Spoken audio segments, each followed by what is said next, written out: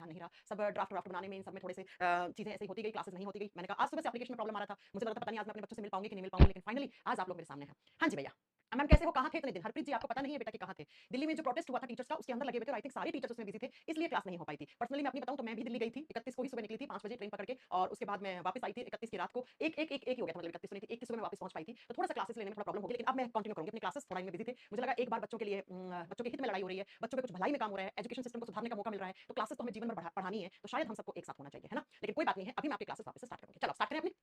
हम पढ़ रहे थे लास्ट क्लास में, क्या पढ़ रहे थे? हम पढ़ रहे थे डिजीज। हमने बैक्टीरियल डिजीज, जीवाणु जनित रोग खत्म कर लिए थे, वायरस डिजीज, वायरस से होने वाली बीमारियां खत्म कर ली थी। उसके बाद तीसरी हमने पढ़ी थी फंगल डिजीज, ऐसी बीमारियां जिनको जन्म कवक देता है ना, वो हमने पढ़ ली थी। आज हम पढ़ेंगे प्रोटोजोनल डिजीज, प्रोटोजोआ जनित रोग, वो बीमारियां जो किसी ना किसी प्रोटोजोआ के हमारे शरीर के अंदर आ जाने से हो जाती हैं, उनको हम प्रोटोजोनल डिजीज कहते हैं। सबसे पहले मुझे पता है आपके दिमाग में क्वेश्चन ये आ रहा है, यही आना चाहिए, है ना? क्या कि मैम ये प्रोटोजोआ क्या होते हैं? अगर मैं पूछ ले, जैसे मैंने आपको बताया बैक्टीरिया क्या होते हैं, वैसे ही मैंने आपको बताया बेटा वायरस क्या होते हैं, और ऐसे मैंने बताया था फंगस क्या होते हैं, ठीक ऐसे ही आपसे कोई पूछे कि प्रोटोजोआ क्या होते हैं, किसको बोलते हैं प्रोटोजोआ, तो बेटा प्रोटोजोआ भी यूनिसेलुलर ऑर्गेनिजम्स होते हैं। यूनिसेलुलर का मतलब अभी तो आपको पता लग गया होगा कि एक कोशिकीय जीव होते हैं, है ना? ये भी कैसे होते हैं? एक कोशिकीय जीव होते हैं, और ये एक कोशिकीय जीव हमारे शरीर के अंदर आते हैं, वहां पे अपना घर बना लेते हैं, और हमारी सेल्स के अंदर इंफेक्शन कर देते हैं, बीमारियां कर देते हैं। वही बीमारी हमें अब पढ़नी है ना? तो यूनिसेलुलर ऑर्गेनिजम्स होते क्या है? तो आप बताओगे बेटा ऐसे जीव जो एक कोशिकीय हैं। अब एक कोशिकीय का मतलब तो आपको समझ में आ गया होगा कि एक कोशिकीय का मतलब क्या होता है। आप ऑर्गेनिज्म लिख लो, या आप लिख सकते हो बेटा माइक्रोब्स। ये भी माइक्रोब्स होते हैं, सूक्ष्म जीव होते हैं। इनको भी देखने के लिए आपके पास क्या होना चाहिए? माइक्रोस्कोप होना चाहिए। सूक्ष्म जीव होते हैं, जैसे बैक्टीरिया, जैसे वायरस होते हैं, ठीक ये भी ऐसे ही होते हैं। ये पैरासाइट्स होते हैं। पैरासाइट्स का मतलब होता है बच्चों परजीवी। पैरासाइट का मतलब होता है परजीवी, दूसरे जीव के शरीर में जाते हैं, वहां रहते हैं और इंफेक्शन कर देते हैं, वहां पर इंफेक्शन कर देते हैं। मैम क्लास लाइव है क्या? अभिषेक यादव बिल्कुल क्लास लाइव है बेटा, मैं तारीख भी बोल सकती हूँ, 4 तारीख है ना, 4 अगस्त तक, टाइम आप देख रहे होंगे ना। अब बात करते हैं कि मैम ये प्रोटोजोआ कौन कौन से होते हैं जो हमें कौन कौन सी बीमारियां कर सकते हैं। सबसे पहली बीमारी, अच्छा कोई आपसे पूछे प्रोटोजोआ क्या होते हैं? माइक्रोब्स होते हैं, सूक्ष्म जीव होते हैं, इतने छोटे जीव होते हैं कि जो नग्न आंखों से दिखाई नहीं देते हैं, नेकेड आई से नहीं देख सकते हैं। इनको देखने के लिए आपके पास इलेक्ट्रॉन माइक्रोस्कोप होना चाहिए। ये जीव भी दूसरों के शरीर के अंदर जाते हैं, वहां की सेल्स में, वहां की कोशिकाओं के अंदर क्या करते हैं? इंफेक्शन कर देते हैं और बीमारियां कर देते हैं। अब कौन कौन सी बीमारियां हैं जो प्रोटोजोआ कर सकते हैं, वो हमें पढ़नी है। नंबर 1 पे आती है बच्चों मलेरिया। मलेरिया के बारे में आप सबने सुना होगा, क्या करता है ये मलेरिया, है कभी ना कभी आपको सुनने में मिला होगा कि जैसे दिल्ली में बहुत ज्यादा मलेरिया फैलता है, तो एग्जामिनर आपसे पूछे अच्छा आज 5 अगस्त है क्या, मैंने डेट बोल दिया, ठीक है 5 अगस्त है ना, तो बेटा मलेरिया क्या करता है वो सुनो। 5 अगस्त है भाई, मैंने डेट गलत बोल दी है, ठीक है 4 अगस्त मेरे को याद ध्यान नहीं रहा था, इन दिनों में कुछ ऐसा ही थोड़ा सा स्ट्रेस रहा तो ध्यान नहीं रहता है ना। तो मलेरिया आपसे पूछे मलेरिया किससे होता है? प्रोटोजोआ से होता है। अब कैसे प्रोटोजोआ से होता है वो सुनो बेटा। कौन सा प्रोटोजोआ है? देखो मलेरिया का मतलब क्या होता है? मल एरिया, मल का मतलब होता है बैड, बैड का मतलब खराब, एरिया का मतलब एयर, ये प्रोटोजोआ खराब हवा में रहते हैं। अब ये खराब हवा कहां होती है वो सुनो जरा। सबसे पहला, इसका पैथोजन कौन है, कौन करता है बीमारी, इस बीमारी को जन्म कौन देता है, रोग जनक कौन है जो इस बीमारी को जन्म देता है? वो होता है बच्चों प्लाज्मोडियम। प्लाज्मोडियम नाम का एक प्रोटोजोआ होता है, और ये प्लाज्मोडियम जो है ये हमारे शरीर के अंदर आ गया तो हमें कौन सी बुखार, मलेरिया बुखार कर देता है। प्लाज्मोडियम रहता किसमें है, इसका वेक्टर कौन है, इसका वाहक कौन है? तो बच्चों एक मच्छर में रहता है। कौन सी मच्छर? Female Anopheles mosquito. कौन सी? फीमेल एनोफ्लीज मॉस्किटो, मादा एनोफ्लीज मच्छर है ये मॉस्किटो। जब क्या करता है, एक आपको बाइट करता है, आपका खून पीता है, तो आपके खून में प्लाज्मोडियम को छोड़ जाता है। तो लिखिए मादा एनाफ्लीज मच्छर। मैंने आपको पिछली क्लासेस में एक चीज पढ़ाई थी बहुत अच्छे से कि जो फीमेल मच्छर होती है वो सबसे ज्यादा काटती है हमें, क्यों? क्योंकि वो प्रेग्नेंट होती है, तो उस समय उनको खून की ज्यादा जरूरत होती है, और वो हमारा खून पी लेती है बेटा, वो हमारा खून पी लेती है, ठीक है? तो चलिए जरा, क्या कि ये मच्छर कौन सा मच्छर? मादा एनाफ्लीज मच्छर, फीमेल एनाफ्लीज मॉस्किटो। अगर ये मॉस्किटो आपको बाइट करेगा, तो ये बाइट करेगा तो क्या पिएगा बेटा? आपका खून पिएगा, और आपके खून में क्या छोड़ जाएगा? आपके खून में छोड़ जाएगा एक प्रोटोजोआ। कौन सा प्रोटोजोआ? प्लाज्मोडियम। अब ये प्लाज्मोडियम हमारी सेल्स में, हमारी कोशिकाओं में इंफेक्शन करेगा, हमें बीमारी करेगा, हमें सर्दी जुकाम बुखार होगा, हाथ पांव टूटेगा, ये तो नॉर्मल सी चीज है। लेकिन मैं थोड़ा सा इसे आगे चलकर आपको बताती हूँ कि ये जो प्लाज्मोडियम है ना, इस प्लाज्मोडियम की भी अलग अलग प्रजाति होती है। जैसे बीपीएससी का एक पेपर हुआ था, उसमें क्वेश्चन पूछा था कि सबसे खतरनाक प्लाज्मोडियम कौन सा होता है जो सबसे खतरनाक मलेरिया करता है। तो जरा सुनिए, इस प्लाज्मोडियम में आपको 4 प्रकार के प्लाज्मोडियम के नाम लिखवा रही हूँ, चारों आपको याद रखना है। पहला प्लाज्मोडियम होता है प्लाज्मोडियम ओवल, इसको बोलते हैं प्लाज्मोडियम ओवल, नाम आपको याद रखना पड़ेगा। दूसरा होता है बच्चों प्लाज्मोडियम मलेरई, मलेरई, और जो तीसरा होता है उसको बोलते हैं प्लाज्मोडियम फेल्सीपेरम, प्लाज्मोडियम फेल्सीपेरम, और एक होता है बेटा प्लाज्मोडियम विवेक्स। ये 4 प्रकार का प्लाज्मोडियम होता है। अगर आप मेरे से पूछो कि सबसे खतरनाक मलेरिया कौन सा करता है, तो ये जो है ना प्लाज्मोडियम फेल्सीपेरम, ये सबसे खतरनाक आपको मलेरिया करता है बच्चों, ये वाला सबसे खतरनाक मलेरिया करता है। तो वो डिपेंड करता है आपकी बॉडी में कौन सा प्लाज्मोडियम आया है। अब आएगा तो क्या होगा, सिम्पटम्स क्या होंगे, मैम क्या क्या लक्षण होंगे? तो बच्चों सबसे बड़ा लक्षण तो इस बीमारी के अंदर होता है, आपके खून में जो आरबीसी होती है, रेड ब्लड सेल्स होती है, उनकी कमी आ जाती है। देखो एक बात हमेशा याद रखना, हमारे खून में सबसे ज्यादा सेल्स कौन सी होती है? आरबीसी। खून का मतलब ही होता है आरबीसी, लाल रक्त कोशिकाएं खून का मतलब है। तो आप मुझे ये बताओ कि अगर इसने आरबीसी की कमी करी, इसका खून मतलब आरबीसी की कमी यानी खून की कमी, तो ये मलेरिया जिसको होता है उसके शरीर के अंदर आरबीसी की कमी आती है, तो डॉक्टर बोलता है आपको अनीमिया हो गया है। अनीमिया का मतलब होता है खून की कमी हो गई। बच्चों याद करो, मैंने आपको पढ़ाया था डेंगू होता है तो प्लेटलेट्स में कमी आती है, मलेरिया होता है तो आरबीसी की संख्या में कमी आती है। दोनों चीजें याद रखनी है, ठीक है? और फिर यही प्लाज्मोडियम आपके खून से होता हुआ आपके लीवर यानी आपके यकृत तक पहुंच जाता है, और लीवर डैमेज करना शुरू कर देता है। तो जिस इंसान का मलेरिया बिगड़ता है उसका लीवर डैमेज यानी उसका लीवर खराब होना शुरू हो जाता है। बाकी बेटा सर्दी जुकाम बुखार है ना, बुखार आएगी, ये तो नॉर्मल सिम्टम्स हैं। कैसे फैलता है, एक फोटो दिखाना चाहूंगी आपको, उस फोटो से आप देखिए कि ये मलेरिया होता कैसे है। तो ये रहा मच्छर, इस मच्छर ने आपको काटा, काट लिया तो क्या होगा, बुखार आएगी, सर में दर्द होगा, ये सारा लिखा हुआ है, ये सारे सिम्टम्स लिखे हुए बेटा, ठीक है। क्या क्या होगा, आपको थकान महसूस होगी, सांस लेने में तकलीफ होगी, उल्टी आएगी, कफ हो जाएगा और आपके पेट में दर्द होगा, जॉइंट में दर्द होगा, ये सब तो सिम्टम्स से चीजें बातें हैं बेटा। और आगे चलकर जब मलेरिया बिगड़ जाता है किसी इंसान का तो उसका लीवर खराब हो जाता है, उसका यकृत खराब हो जाता है, ये पॉइंट आपको याद रखना है। और लीवर जब खराब होता है तो लीवर से एक जूस निकलता है, जिस जूस को हम बाइल जूस कहते हैं, और वो बाइल जूस जो होता है उसके अंदर दो कलर के पिगमेंट होते हैं, एक पीले रंग वाला, एक हरे रंग वाला। पीलापन बढ़ा देता है आपका लीवर, तो आपकी आंखें पीली पड़ने लग जाती हैं, आपके नाखून पीले पड़ने जाते हैं, आपकी स्किन जो है वो पीली पड़ने लग जाती है और बोलते हैं कि इसको पीलिया हो गया है ना। तो बेटा ये मलेरिया बिगड़ने की बात है। हर साल 24 अप्रैल को मलेरिया डे मनाया जाता है और इस दिन को लोगों को जागरूक किया जाता है मलेरिया दिवस के दिन कि भाई आप इन मच्छर से बच के कैसे रहें, है ना। घर में आप मच्छरदानी लगाएं, आपके घर में एसी से पानी निकल रहा है, मटके का पानी है, उन सबकी सफाई करते रहें, आसपास अपने मच्छरों से बचाव करें। सबसे बड़ा तो यही है इससे बचने का उपचार। हम क्वेश्चन कैसे आते हैं एग्जाम में, मलेरिया किससे होता है, किससे क्या बताओगे, प्रोटोजोआ से। कौन सा प्रोटोजोआ, प्लाज्मोडियम। प्लाज्मोडियम कितने प्रकार का होता है, 4। प्लाज्मोडियम ओवेल, सेम नाम हिंदी में है, Plasmodium malaria, Plasmodium falciparum, Plasmodium vivax. तो सबसे खतरनाक मलेरिया कौन करता है, प्लाज्मोडियम फैल्सीपैरम करता है। उसके बाद आपको याद रखना है अगर किसी को मलेरिया होता है तो कौन सी रक्त कोशिकाओं की कमी हो जाती है, लाल रक्त कोशिकाओं की कमी हो जाती है और अनीमिया हो जाता है और बाद में उस इंसान का लीवर डैमेज होने लग जाता है, जिसकी वजह से उसके बॉडी में पीले रंग वाला पिगमेंट जो पीलिए में भी ज्यादा बनता है वही ज्यादा आकर आंखों नाखूनों में और स्किन में आके जम जाता है। और हर साल 24 अप्रैल को हम मलेरिया डे मनाते हैं, इस बीमारी से बचने के उपचार बताते हैं। ठीक है बच्चों, आ जाइए। पहली बीमारी जो प्रोटोजोआ से हुई है, दूसरी बीमारी जिसको कहा जाता है एलिफेंटियसिस। क्या कहा जाता है, एलिफेंटियसिस कहा जाता है। अब ये एलिफेंटियसिस का हिंदी में कहा जाता है इसे हाथी पांव रोग। बच्चों पांव सूज के हाथी जैसे हो जाते हैं, इसी को एलिफेंटियसिस कहा जाता है। बहुत बार देखोगे आप एग्जाम में आता है एलिफेंटियसिस डिजीज किसके कारण होता है, हाथी पांव रोग किसके कारण होता है, बैक्टीरिया, वायरस, फंगस या जेनेटिक डिजीज है या प्रोटोजोआ। तो आप क्या करके आओगे, प्रोटोजोआ से होने वाली बीमारी है। इस बीमारी में पैथोजन कौन होता है, पैथोजन का मतलब होता है रोगजनक, यानी कि इस बीमारी को जन्म कौन देता है, तो एक प्रकार का प्रोटोजोआ देता है। और कौन सा प्रोटोजोआ देता है आपसे वो पूछा है। तो बेटा इस प्रोटोजोआ का नाम होता है वुकरेरिया, वुकरेरिया ब्रेनकोफ्टाई, वुकरेरिया ब्रेनकोफ्टाई, ये इस पैथोजन का नाम है। कभी कभी इसको वुचरेरिया ब्रेनकोफ्टाई पढ़ते हैं, आपको जैसे भी पढ़ना है आप पढ़ सकते हो, ठीक है। वुकरेरिया ब्रेनकोफ्टाई नाम का एक पैथोजन होता है। ये पैथोजन किसमें रहता है, ये भी एक मच्छर में रहता है बच्चों, मच्छर में रहता है। इसका वाहक कौन हो गया, मच्छर। कौन सा मच्छर, क्यूलेक्स मॉस्किटो। ये मच्छर की प्रजाति है क्यूलेक्स मच्छर। इस मच्छर की प्रजाति देखो, एक हो गया एनाफ्लीज मॉस्किटो, एक हो गया वो डेंगू वाला एडिस इजेप्टाई, एक हो गया ये। अच्छा 25 अप्रैल 24 अप्रैल है, देख लेना बेटा कौन सा है। हाँ 25 शायद मलेरिया डे 24 अप्रैल नहीं, 24 अक्टूबर को शायद पोलियो डे होता है और 25 अप्रैल को मलेरिया डे होता है। 25 होता है बेटा, सही कह रहे हैं आप। 24 मुझे वो 2 तारीख में कंफ्यूजन हो गया इसलिए मैंने लिख दिया होगा। 24 अक्टूबर को पोलियो डे होता है और 25 अप्रैल को आपका मलेरिया डे होता है, सही कह रहे हैं आप, ठीक है, नोट्स में सही लिखा हुआ है। तो क्यूलेक्स मच्छर, क्यूलेक्स मॉस्किटो ने आपको काटा, काटा तो क्या पिएगा, मच्छर है तो खून पिएगा भाई। तो आपके खून में क्या छोड़ जाएगा बताओ, खून में एक प्रोटोजोआ छोड़ जाएगा। कौन सा प्रोटोजोआ छोड़ जाएगा, वुकरेरिया ब्रेनकोफ्टाई। इसी बीमारी का दूसरा नाम होता है फिलेरियसिस। हाँ एलिफेंटियसिस बोलो या इसी का दूसरा नाम होता है फिलेरियसिस। तो अगर हिंदी में लिखा हुआ हो क्या फिलेरिया रोग किस मच्छर के काटने से होता है, तो बेटा इसी का दूसरा नाम फिलेरिया रोग, फिलेरियसिस या एलिफेंटियसिस एक ही बात है। हाथी पांव इसको हिंदी में बोलते हैं, ठीक है, हिंदी में हाथी पांव। तो क्यूलेक्स मॉस्किटो ने, क्यूलेक्स मच्छर ने आपको काटा, तो काटने से क्या छोड़ गया आपके खून में, एक आप बताएंगे बेटा, एक प्रकार का पैथोजन छोड़ गया, जिस पैथोजन को हम प्रोटोजोआ मानते हैं। कौन सा, वुकरेरिया ब्रेनकोफ्टाई। अब क्या होगा, मैं आपको एक फोटो दिखाना चाहती हूं, आप इस फोटो को अच्छे से देखिए, इस बीमारी के अंदर होता क्या है। ये देखो बच्चों, ये देखो होता क्या है। ऐसे हमारी बॉडी में जो लिम्फ नोड्स होती हैं उनके अंदर सूजन आ जाती है, और कौन से लिम्फ नोड्स में, पांव वाली में। इस तरीके से पांव सूज के हाथी के पांव जैसा हो जाता है, आप फोटो में साफ साफ देख पा रहे हैं, ऐसा हो जाता है, ऐसा कुछ ऐसा हो जाता है बेटा, पांव सूज के हाथी के पांव के जैसा। हाथी के पांव कितना वजनदार होता है, ठीक ऐसे ही। अरे एक बात याद रखना, अगर कुछ एथलीट फिट किसकी वजह से होता है, वो कवक फंगस की वजह से होता है। अगर आपसे पूछे हाथी पांव रोग, एलिफेंटियसिस या फिलारियसिस बीमारी किसकी वजह से होती है, तब आप क्या करके आओगे, प्रोटोजोआ करके आओगे। अच्छा इसमें कंफ्यूज रहता है, कंफ्यूजन वाली कोई बात ही नहीं है। या आपसे पूछता है कभी कभी कि क्यूलेक्स मॉस्किटो कौन सी बीमारी फैलाता है, तो आप क्या बताओगे, क्यूलेक्स मॉस्किटो से हाथी पांव रोग, एलिफेंटियसिस या फिलारियसिस। इसी बीमारी का दूसरा नाम फिलारिया रोग भी होता है, इसी को हाथी पांव रोग कहते हैं। ऐसा हो जाता है बेटा हाथी पांव सूज के। तो आप इसके सिम्टम्स, हाँ इसके सिम्टम्स ना भी लिखोगे तब भी चलेगा, बस एक पॉइंट लिख लेना कि इस बीमारी में इन्फ्लामेशन हो जाता है। इन्फ्लामेशन कहां होता है, इन लिम्फ नोड, जो लिम्फ नोड होती है हमारी, उनके अंदर सूजन आ जाती है और इन्फेक्शन हो जाता है। हिंदी में लिख दो, लिम्फ नोड में संक्रमण हो जाता है, लिम्फ नोड में संक्रमण हो जाता है। ये बात बस याद रखना।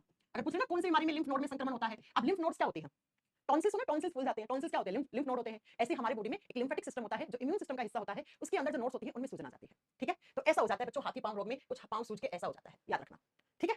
तो 2 बीमारी हो गई है। इसका ट्रीटमेंट बेटा कुछ नहीं है एक तरीके से देखा जाए तो, लेकिन बहुत कम है, लाखों लोगों में कोई एक आधे आदमी को होती है, ये बहुत कम है, बहुत कम बीमारी है ये, मतलब ना के बराबरी है। तो पहली बीमारी मलेरिया जो प्रोटोजोआ करता है, दूसरी एलिफेंटियसिस या फिलारियसिस जो प्रोटोजोआ करता है। अब तीसरी आपको बीमारी लिखनी है काला अजार, हिंदी में बोलते हैं काला बुखार, काला अजार। इसी का दूसरा नाम होता है दमदम फीवर, दमदम फीवर। जो मैं नाम लिखवाई ना ये सीधे नाम एग्जाम में आते हैं बेटा। हिंदी में काला बुखार बोलते हैं या हिंदी में काला अजार के नाम से भी लिखा हुआ है, और हिंदी में नाम इसको भी दम दम बुखार बोलते हैं बेटा। दम दम बुखार या दम दम अजार किसकी वजह से होती है, देखो ये मेन एग्जाम में ऐसा आता है, एग्जाम में ऐसा होता है बेटा कि इनके ये पूछेगा आपसे कौन सी बीमारी बैक्टीरिया से होती है, कौन सी बीमारी प्रोटोजोआ से होती है, ऐसे एग्जाम में ज्यादा आते हैं। काला अजार या दमदम फीवर का पैथोजन कौन है, लेशमानिया डोनोवानी। इसका रोग जनक कौन है, इस बीमारी को जन्म कौन देता है, एक प्रोटोजोआ देता है। कौन सा प्रोटोजोआ, तो लिखिए लेशमानिया, लेशमानिया डोनोवानी, डोनोवानी इस नाम का एक पैथोजन होता है बेटा। हिंदी में सेम नाम है, मैं लिख देती हूं लेशमानिया डोनोवानी। ये पैथोजन कहां रहता है, एयर ड्रॉपलेट्स में, किसी का जूठा खाना वाना खा लेते हो, किसी ने छींक दिया, खांस दिया, तो एयर ड्रॉपलेट इन्फेक्शन माना जाता है। मच्छर से भी हो सकता है, कुछ किताबों में लिख देते हैं कि क्यूलेक्स मॉस्किटो जो होता है उसी से ये फैलता है, वो भी कहीं ना कहीं एक हद तक सही है।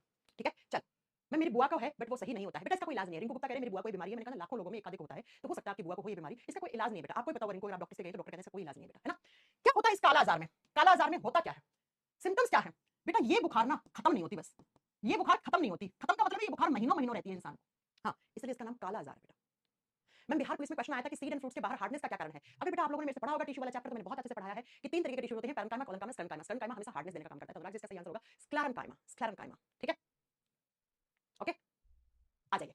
इसके सिम्पटम्स क्या है? बहुत तेज फीवर रहेगा और ये बुखार आपके ब्रेन तक भी जा सकता है, तो इसको कभी कभी ब्रेन फीवर का भी नाम देते हैं, दिमागी बुखार का भी नाम देते हैं इसको। दूसरी बात आपको याद रखना है कि ये जो बुखार है, ये बुखार दिमाग को तो खराब करेगी, साथ में धीरे धीरे ये आपके पैथोजन जो है ये लीवर के पास जाते हैं, लीवर डैमेज कर देते हैं।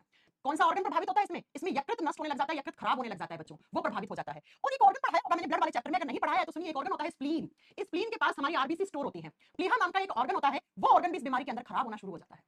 दिमागी बुखार को भी कहते हैं इसको। इसी को हम कहते हैं दूसरा नाम दमदम फीवर। रह रह के बुखार आता ही रहता है, 10 दिन बुखार रहेगा, फिर 2 दिन नहीं रहेगा, फिर वापस बुखार हो जाएगा, फिर नहीं होगा, फिर वापस हो जाएगा, ऐसे ऐसे बेटा। ठीक है, एग्जाम में क्या क्वेश्चन आएगा? एग्जाम में क्वेश्चन आएगा काला आजार या दमदम बुखार है वो किसकी वजह से होता है? वो एक प्रोटोजोआ से होता है। कौन कौन से अंग प्रभावित होते हैं? तो मुख्य तौर पे आपका यकृत ऑर्गन प्रभावित होता है और आपका स्प्लीन, जिसको प्लीहा कहते हैं, आगे पढ़ाएंगे ब्लड वाले चैप्टर में कि स्प्लीन का काम क्या होता है, वो दोनों प्रभावित होते हैं। तो 3 बीमारी क्लास में याद कर लो, क्लास में याद कर लो। पहला मलेरिया।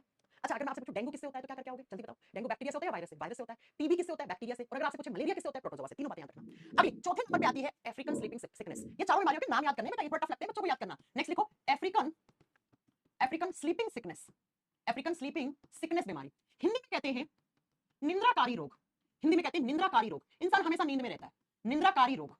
अफ्रीकन स्लीपिंग सिकनेस ये किसकी वजह से होता है? ये भी बेटा एक प्रोटोजोआ की वजह से होता है। ये भी किसकी वजह से होता है? प्रोटोजोआ की वजह से होता है। इसका पैथोजन कौन है? पैथोजन का मतलब होता है रोगजनक। इस बीमारी को जन्म एक पैथोजन देता है, वो पैथोजन आपके शरीर के अंदर आता है और आके आपके शरीर के अंदर ही रह जाता है, बीमारी करता रहता है। कौन सा? तो लिखोगे ट्रेपेनोसोमा, लिखिएगा ट्रेपेनोसोमेना ब्रूसी।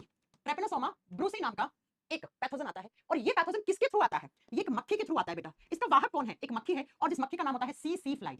टी से लिखा जाता है लेकिन आप जब प्रोनाउंस करते हो तो टी साइलेंट हो जाता है। इसको सी मक्खी कहते हैं बेटा। और जब ये मक्खी आपके खाने में, या ये मक्खी काटती भी है, ये मक्खी आपके खाने को टच कर गई, आपके पानी को टच कर गई, आपके कोई फ्रूट था उस फ्रूट के ऊपर बैठ गई, फिर आपने उसी फ्रूट को खा लिया, तो आपके बॉडी में क्या करेगा? ये मक्खी एक पैथोजन को छोड़ जाएगी। कौन सा? ट्रेपेनोसोमेना ब्रूसी नाम का एक पैथोजन छोड़ गई।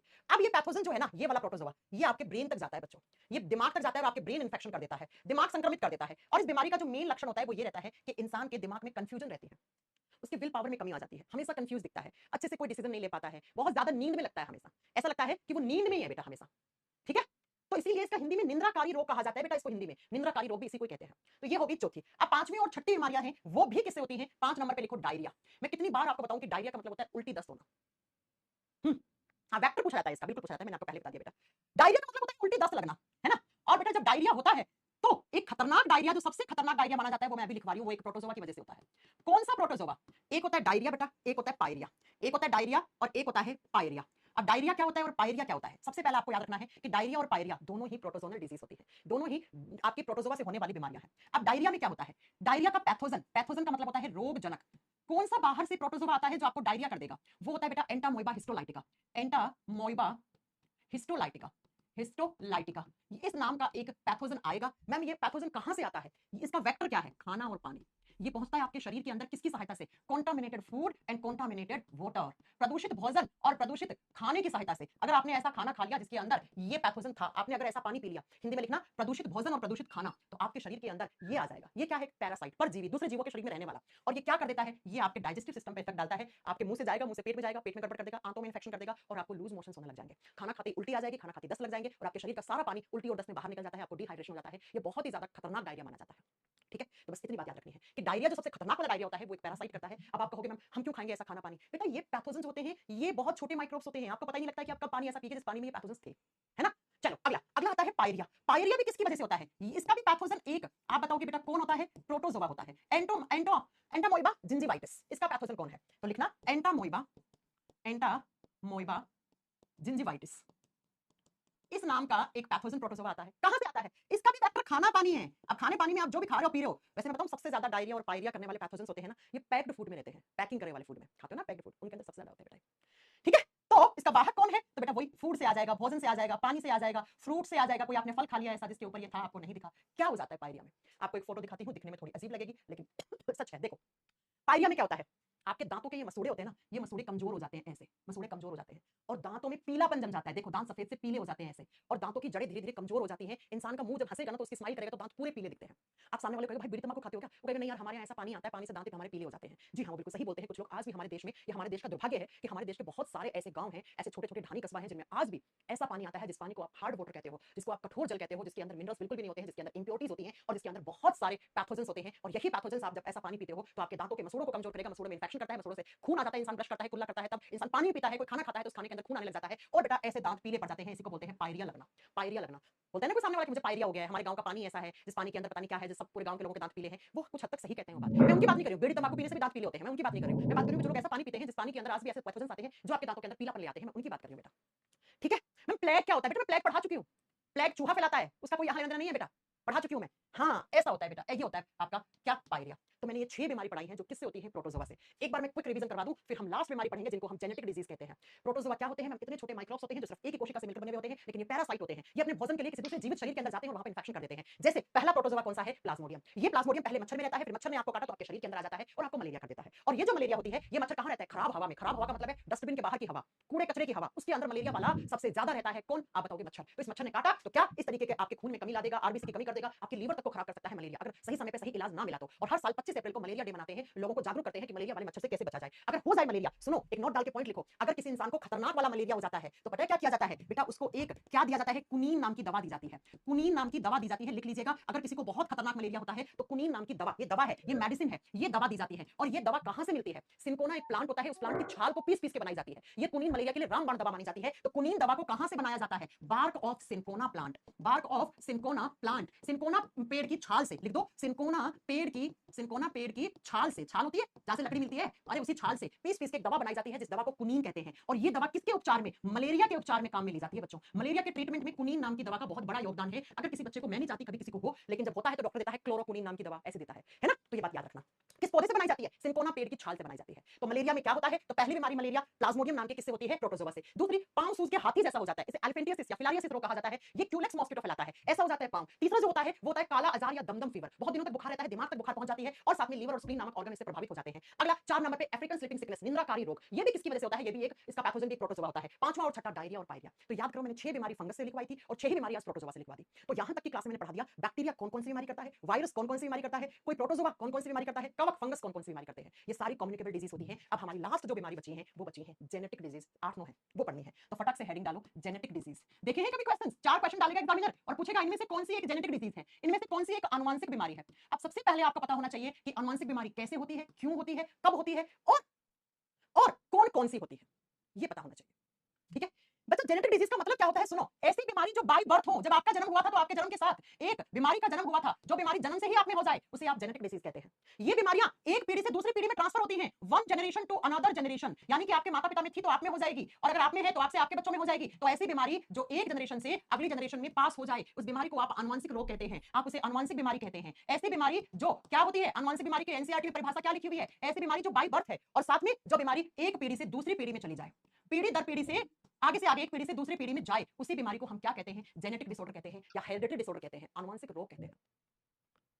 ठीक है, चलो अब बात ये आती है, ये तो पता लग गया जेनेटिक डिजीज क्या होते हैं, क्यों होती है, कोई आपसे पूछे क्यों होती है, एक लाइन बताऊंगी, बहुत ध्यान से समझना। जब भी कोई लड़की प्रेग्नेंट होती है, कोई बच्ची, कोई लड़की मां बनने वाली है, उसके गर्भ में बच्चा है, उस बच्चे के जीन में प्रॉब्लम होगी। अब ये जीन क्या होता है बताएंगे आपको, या उस बच्चे के क्रोमोसोम में प्रॉब्लम होगी। किसमें प्रॉब्लम है बताओ, क्रोमोसोम, क्रोमोसोम का मतलब होता है गुणसूत्र, या उस बच्चे के डीएनए में प्रॉब्लम होगी। अगर इन तीनों में कहीं ना कहीं कुछ गड़बड़ी होती है तो उस बच्चे का तो जन्म होगा ही होगा, लेकिन साथ में एक बीमारी का भी जन्म होगा, और उसी बीमारी को आप क्या कहते हो, जेनेटिक डिजीज कहते हो, उसी को आनुवंशिक रोग कहते हो। अरे हाँ कि ना, अगर एग्जामिनर पूछे कि अनुवांशिक रोग, अनुवांशिक विकार किसमें गड़बड़ होने से होता है, ऑप्शन में हो जीन तो ये कराना, ऑप्शन में हो क्रोमोसोम गुणसूत्र तो ये कराना, ऑप्शन में हो डीएनए तो ये करना, और तीनों ही हो तो भैया ऑल वाला ऑप्शन सही कराना। इन तीनों में गड़बड़ हो, कैसी गड़बड़ अभी सबको समझ में आएगा। तो हमेशा और हमेशा बच्चे के जन्म के साथ बीमारी का भी जन्म होता है, और उसी बीमारी को आप जेनेटिक डिजीज कहते हैं। और ये बीमारी आगे से आगे ट्रांसफर भी होती है, पीढ़ियों से दूसरी पीढ़ियों में जाती है। अब जरा सुनो, इन बीमारियों को पढ़ने से पहले मैं थोड़ा सा आपको कुछ बातें बताती हूं जो ध्यान से समझनी है आपको। बच्चों, ये क्रोमोसोम्स क्या होते हैं, क्योंकि जब तक क्रोमोसोम के बारे में सब कुछ पता नहीं होगा तो आपको आगे की बीमारियां समझ में नहीं आएंगी। क्रोमोसोम्स क्या होते हैं, गुणसूत्र क्या होते हैं, अगर कोई आपसे पूछे तो बच्चों, हमारे सेल्स के अंदर, हमारी कोशिकाओं के अंदर थ्रेड लाइक स्ट्रक्चर्स होती हैं। थ्रेड का मतलब होता है धागा, धागे नुमा कुछ संरचनाएं होती हैं। एसटीआर का मतलब है स्ट्रक्चर। हमारी कोशिकाओं में धागे नुमा संरचनाएं पाई जाती हैं और इन संरचनाओं को हम क्या कहते हैं? धागे नुमा संरचनाओं को गुणसूत्र कहते हैं, क्रोमोसोम्स कहते हैं। कैसे होते हैं ये क्रोमोसोम्स? ऐसे धागे नुमा संरचना वाले ऐसे क्रोमोसोम्स होते हैं और इन्हीं क्रोमोसोम्स के ऊपर इस तरीके से छोटी छोटी बीड जैसी स्ट्रक्चर होती है ऐसी, इनको ही हम जीन कहते हैं। इनको ही हम क्या कहते हैं? जीन। तो क्या मैं ये लिख सकती हूँ? मैं बहुत अच्छे से पढ़ाऊंगी सेल वाले चैप्टर में।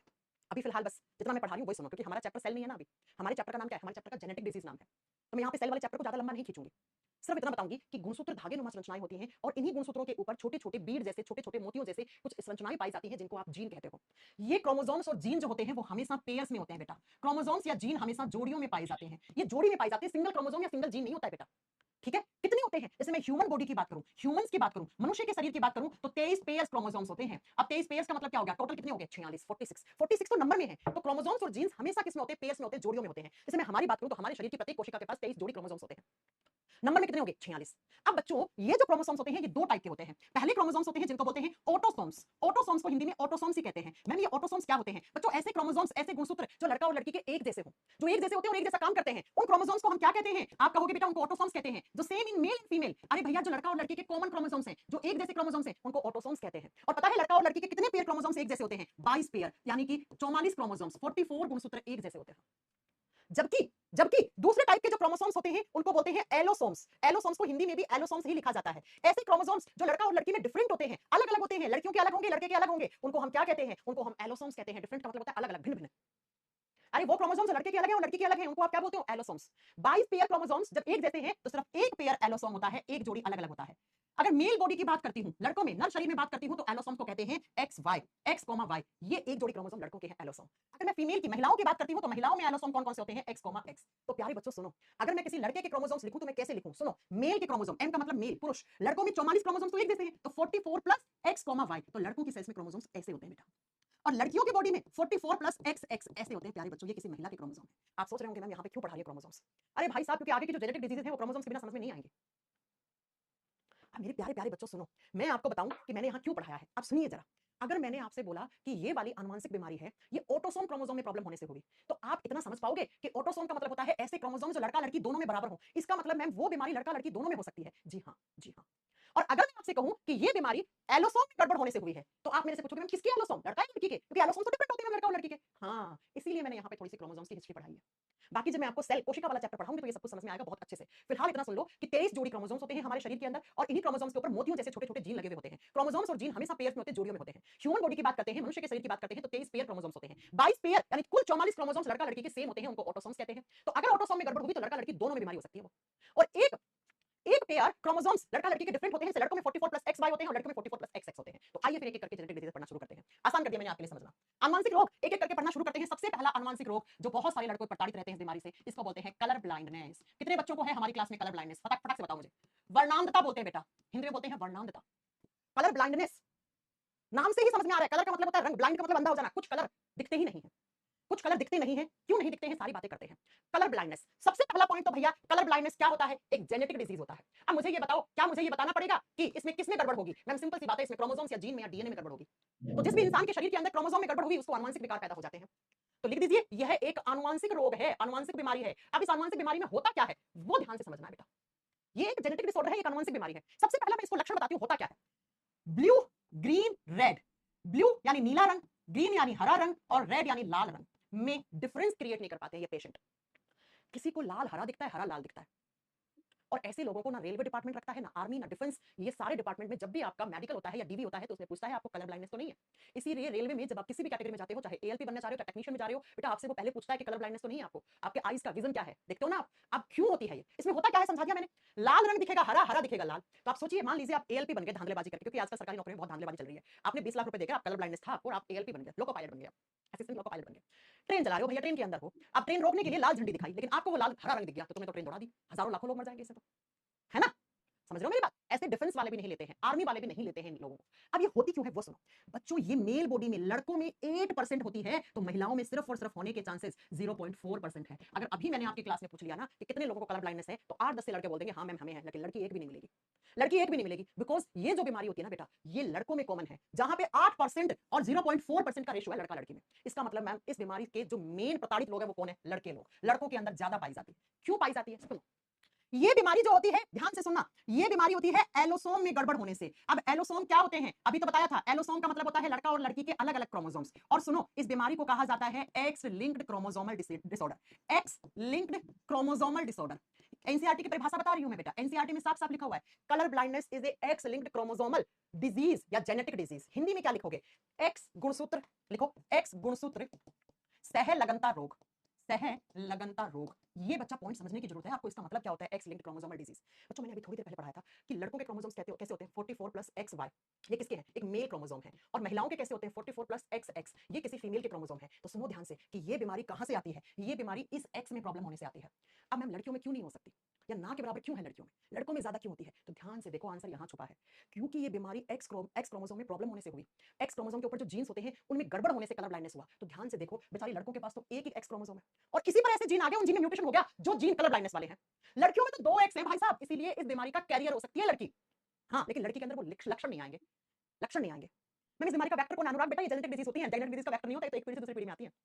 अरे क्या मेरी बात समझ में आई, हाँ क्या मेरी बात समझ में आई कि इसको हम क्यों कहते हैं एक्स लिंक्ड क्रोमोसोमल डिजीज, और क्यों इसमें लड़कों को ही ज्यादा होती है, लड़कियों में क्यों नहीं होती। बेटा लड़कों के पास एक ही एक्स क्रोमोसोम है, और इसी पर ऐसे जीन आ गए जिन जीन में म्यूटेशन हो गया और कलर ब्लाइंडनेस हो गया। महिलाओं के पास तो दो एक्स है ना, कोई ना अगर इस पे आ गया तो ये दूसरा एक्स भी तो है ना, इसलिए महिलाओं का एक एक्स दूसरे एक्स को डोमिनेट कर देता है।